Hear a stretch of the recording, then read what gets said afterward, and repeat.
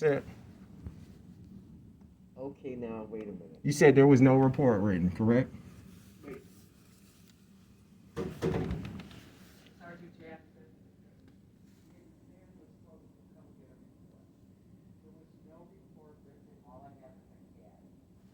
Right there, and he wants to video. Oh, well, I just. Okay, that is all I have is that cat. Okay, that's it. Okay. There you go, sir. How you doing? Good, I'm Sergeant Jackson. How can I help you? Yes, my name is Marvin D. Carter. Okay. I made a report. It was pretty important. Okay. It should have been triaged. I'm coming back to get a copy of that report. He Okay. was not only was I under the impression, he made it clear that the report was made. Okay. There was some other things that happened after the fact. I bumped into him. There was a little harassment, but that's a separate issue. He kind of explained to me the step by step. However, I'm kind of in a position where I can kind of play coy because I kind of know the steps, and I don't want to get into why I know the steps. Okay. But there's a pair of eyes looking at how this situation is being handled professionally in this department. Okay. I'm pro police. Let me just make that clear. Sure. So is internal affairs. They're also pro police. So that case that I tried to report was supposed to be triaged. There's a step-by-step process of how that was done. He lied and said it was put in. She just told me it wasn't put in. Now, this is a very serious matter. Okay. Let's just say they all are if it's a report being made, right? So, Yeah. and there's a protocol and procedure and process with you guys in your department, how you handle reports. Okay. And he didn't follow it. And he was, When you say who, when I say he, Officer Williams, okay, we got a couple Williams. We got Robert Williams. L. Williams, so it was Okay, Larry. Larry Okay. Williams, okay. Okay, Larry so Williams. I was here and I was making the report and you Yeah, kind of I walked think I past. remember you guys sitting Correct. talking, yeah. So it's a pretty serious matter and they all are. Okay. By the time it gets to you guys. So pretty much I'm here to get a copy of that report. It doesn't sound like I'm going to be able to get it because Well, let me ask you this real first. Okay, sure. To interrupt you. So typically, we just don't hand out reports to people. Okay. There's a process called the FOIA process, Freedom of Information. Okay. Where you physically have to request a copy of the report. Mhm. It goes through a process of the university legal, and then they provide a copy if it meets a report that we can release, if it's a report that we can give out.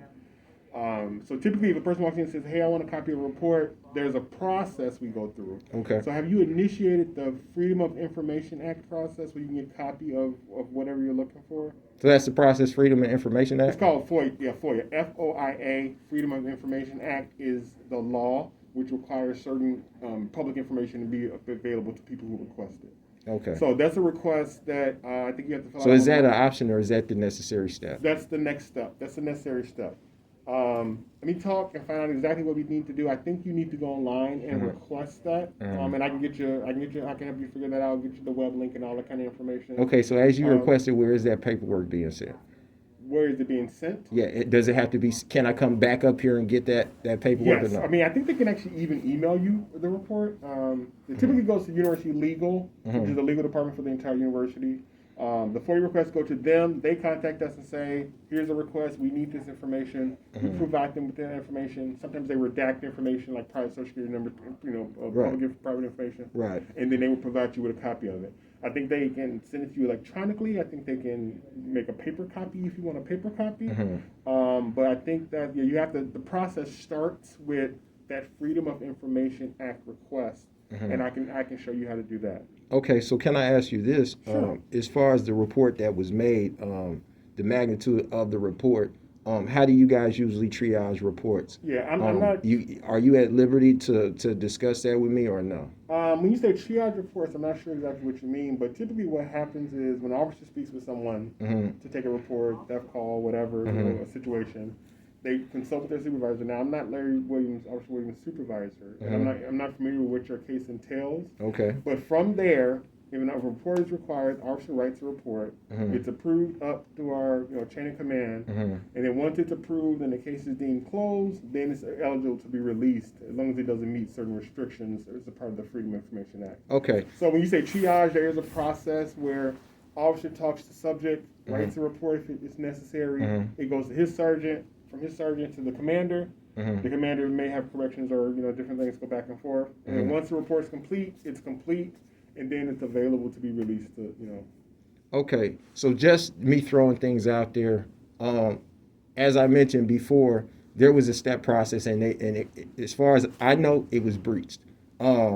So let's just say, for example, when I say triage, let's say if there's a national security issue, and that lands on your doorstep. There's something called a continuous criminal enterprise. So that's somebody who's crossed state lines, several state lines, and basically it winds up on your doorstep, right? The crime. Let's just say racketeering. Okay, yeah. Racketeering or conspiracy. It's more than one person. So basically, what you wouldn't do when that individual comes in and says, I got a plethora of evidence on my person that I'm willing to release, you don't send that person out with that evidence, because guess what?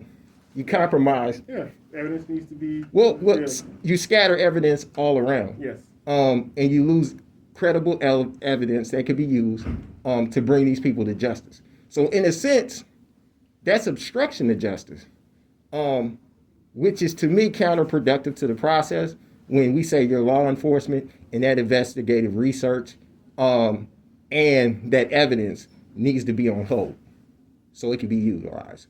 So that's kind of what was happening, and I explained to him. He was pretty much giving me the ins and outs and saying, jurisdiction-wise, whether you're from Florida or another state, this is how we handle it. I, in fact, kind of know that CCE thing.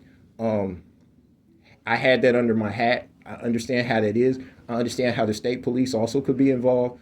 But you guys are kind of like the first line of defense, right? Not necessarily last, but the first. Yeah. So then I turn around, I ask him about the report. He kind of laughs about the report being made. And then there was a body camera issue. Him not knowing, I used to work for RCS. I don't know if you're familiar with RCS. I'm not. But they make those body cameras. So I asked him a few questions, and he felt free. He felt at liberty to have this discussion with me. As he harassed me later, because I actually bumped into him at another location, and it was more than a coincidence. Too many coincidences is not a coincidence. So I got him on camera having this conversation, and him lying about an alarm that was tripped, and us doing some investigative steps to find out in that building what happened. And all he could have did was ask the lady, and she said, you know what, we close at 6 o'clock.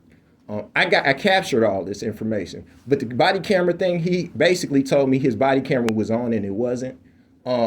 So I had my phone, I had to record, and if I need to, I understand I have to release that information public-wise for my own safety. You guys are law enforcement, and some of these people, some of the law enforcement officers in this situation aren't necessarily playing it by the book.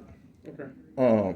And that's not, it has nothing to do with you. I noticed your body camera is on, but his wasn't. And at one point, he actually took his body camera and put it to the side. So he took it off and put it to the side and had a conversation. And I captured all that. I don't know if Internal Affairs gets involved as far as this. Was it here or was it out somewhere else? This was it was in the library at another location. Okay. I was there and I was reading. I was doing some investigative research there. And he happened to just come up. It's supposed to be a coincidence. And he was basically telling me I was trespassing, which was odd. The hours, I knew the hours. It was from 10 to 6 that day. I captured all this. I don't want to go into it because I actually captured all this on camera. It'll be fine. So what can I do to help you now? Can I help you get nothing? You helped me actually. I got that, and that I can review it. Yeah. The steps as far as that getting the paperwork. You said you can't give it to me now. There's steps. I don't have the paperwork. I think it's an online form. So right. You go to the NIU website, niu.edu. Go to the search bar, hit FOIA, FOIA. Okay. Freedom of Information Act, if you forget FOIA, the acronym. Right. Just type FOIA, and it'll take you straight to the website. It'll tell you what's required. why should, when you fill out the FOIA information, try to be as detailed, Right. You can't be like, I need every report for the past 10 years, but you could always say, I need a report from this day on this incident. Any reports with John blowing, I want to see this person, I want to see this location. And again, the University Legal will review it. As long as there's no exemptions, like, we can't give this out because it's an active investigation kind of thing. Right. They'll release what they can, minus redactions. And obviously, like, you don't need a DL number, you don't need somebody's social security number, you don't need somebody's address. But they will redact certain information if the report is eligible to release. Okay. So as far as 911 tapes, are you familiar with that? Can I get that information also? You can. Those are FOIA-able. Okay. We don't hold any 911. We don't take 911 calls here. Okay. So in the city of DeKalb, if you call 911, you're going to the city of DeKalb police. Okay, so let me ask you this also, one question, just from your perspective. If there was a matter, because let's just say concerning, it could be a federal issue, like I said, the CCE thing.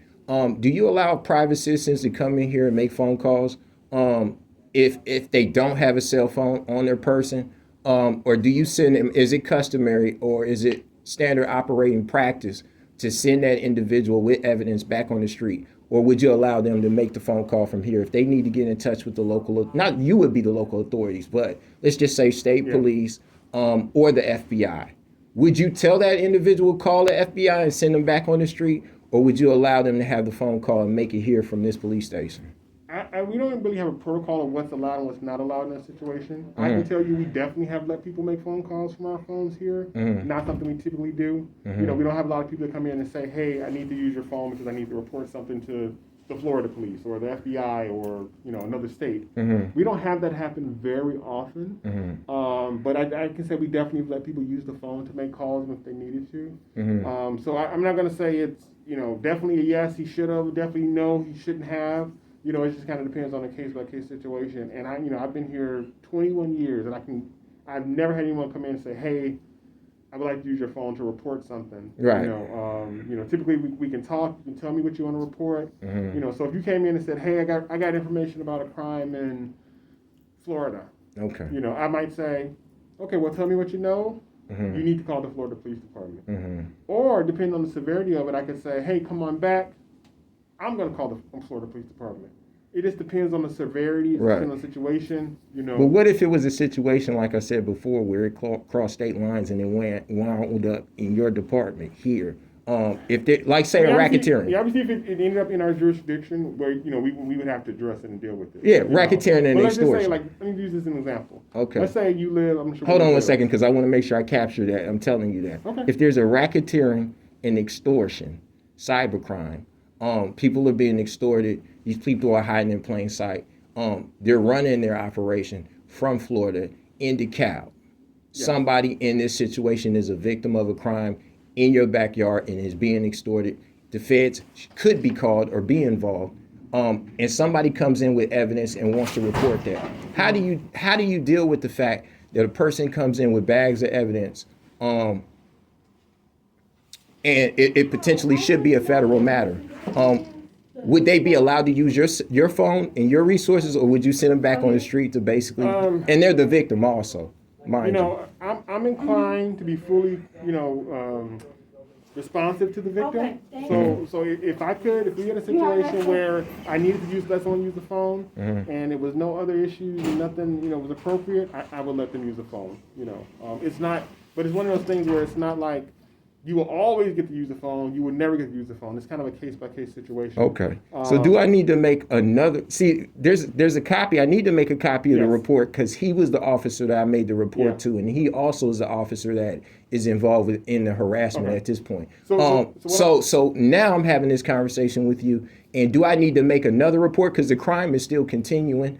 And I don't believe that first of all, me and him had this discussion on camera as I'm having this discussion with you on camera. Okay.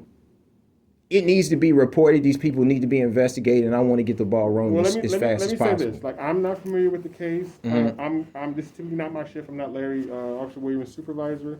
So what I'm going to do is I'm going to get your name. Okay. I'm going to get your information. Okay. I'm going to take a look and see what information is already in the system. Okay. And then I'll give you a call back today and say, what was your name again? I'm sorry. Marvin Carter. Mr. Carter, I'll say, Mr. Carter, hey, this is what I got.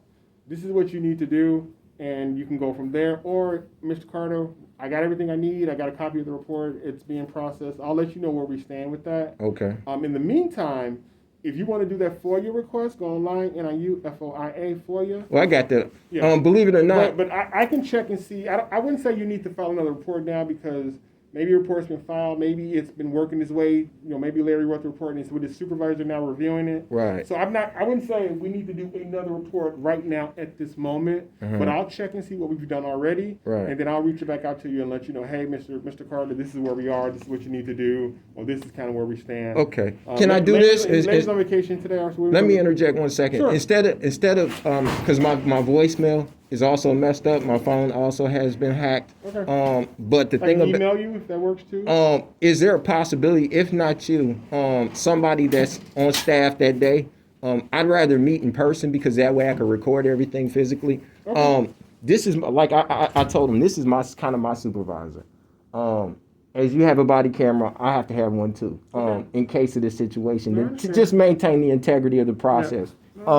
So that being said, you don't want to file another report about it. I told you about I it. got to see if a report's already in the system. Okay. Like, I can't just take another report if one's already Right, generated. I understand. I'm So gonna check that, and then I can.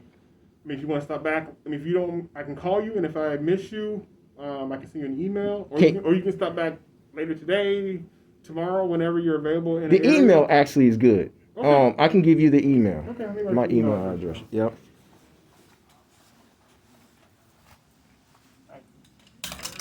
No, I'm good, thank you. So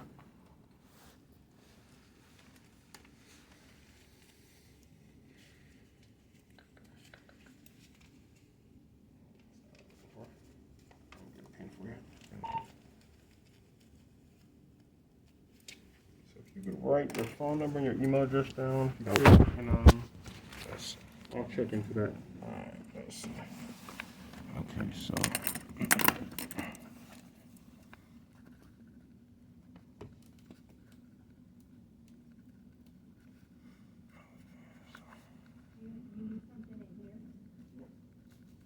Ellington, for U-Ball.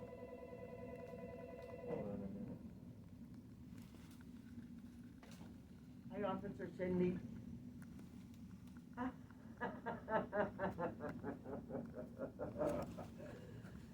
JT's like, Okay. I think that's legible, right? And that's Carter Cuts. CarterCuts@gmail.com. Yeah, I got Yeah. it. Okay. Yeah, I'll check and see what Officer Williams did. Okay. You know, because again, he may have written a report and maybe working his way through his supervisor. Both he and his supervisor are off today. He actually, let me get this on camera. So believe it or not, let me go ahead and show you. This kind of was a clue about how the steps he thought were necessary. He wouldn't allow me to use his phone.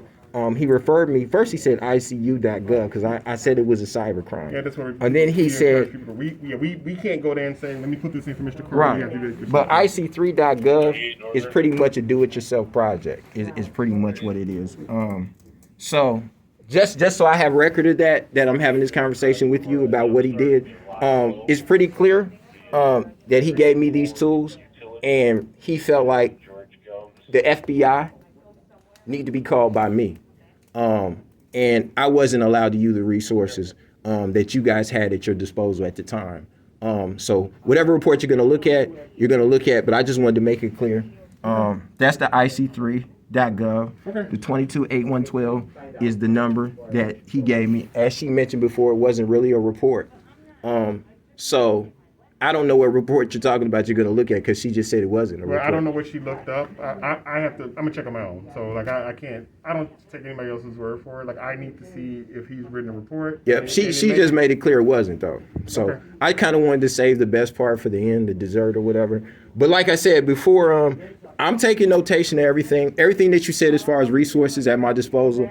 I got everything here. It's up for review. I'm gonna look at it, and I appreciate you guys as far as professionalism goes. Right, so that's it.